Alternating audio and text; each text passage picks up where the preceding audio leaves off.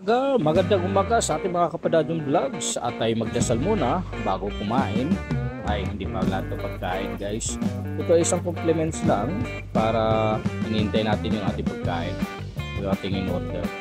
So meron silang ganito, ay isang soup. Masarap din naman at iyon ay tampano sa tiyan natin para mainit. Preparation kumbaga bago i-serve yung ating pinaka in-order natin na pagkain. So may kasama pala ko dyan si Do It Yourself, yung ating vlogger din na kasama sa trabaho. So at ako lang dito kumain. At yung pala yung aming in-order dahil ang tagal na namin hindi nakakain ng bulalo. So ang bulalo dito ay talagang maraming sangkap at sulit na sulit. Isang bowl na yung aming in-order, dalawa lang kami. Baka pala yan, hindi kasi wala ditong baboy o walang so bulalo. Baboy bang bulalo? Hindi ko rin alam eh. Basta order kami yan, beef bulalo, tapos kaya siguro bulalo, no? Tama ba ako guys? Kalimutan ko na kasang bulalo kung baboy ba o baka.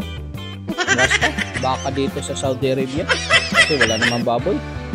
So naglagay din ako ng isang kaning isang kaning cup na rice. Yun lang ang kaya kakainin. So habang piniprepare namin ang pagkain namin, yan ay talagang gutom na kami dyan. Galing kami sa duty, kaya yung mukha namin haggard na haggard eh. Galing kami sa night shift 12 oras at dumiretso lang kami sa syudad. Hindi na nga kami alos nakapag-bihis na ng maayos kasi nga ay madalian. So yung kasama ko naman ay busy yan sa pag-video din dahil kailangan din niya sa kanyang YouTube channel. At ayan, tig-isa kaming mangkok at kanya-kanya na munang kain, galit-galitan muna.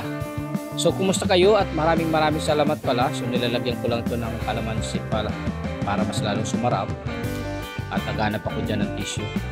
So, kumusta nga at maraming salamat pala sa inyong pagsubaybay at pagpanonood sa mga vlog na ginagawa at sana ay patuloy pa rin. So, nagdadasal muna ako.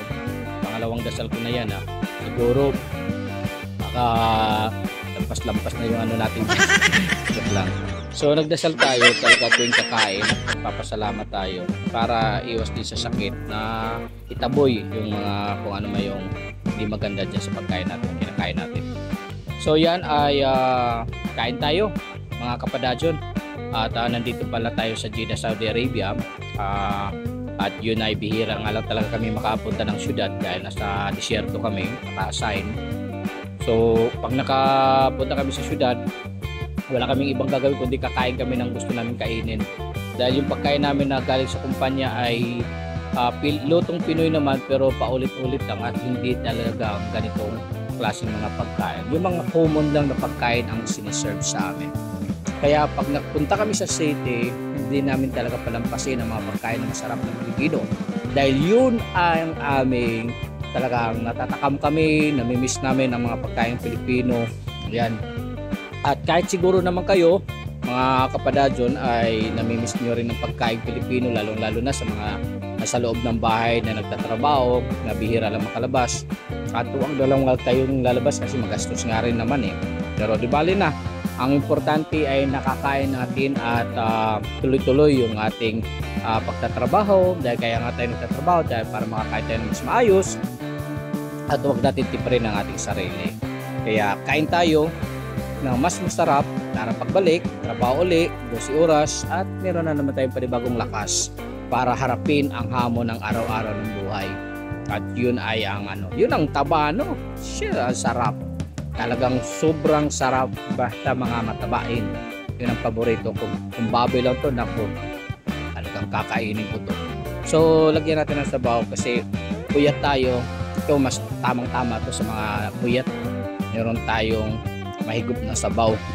At sige, kain muna tayo guys at samahan niyo ako hanggang dulo.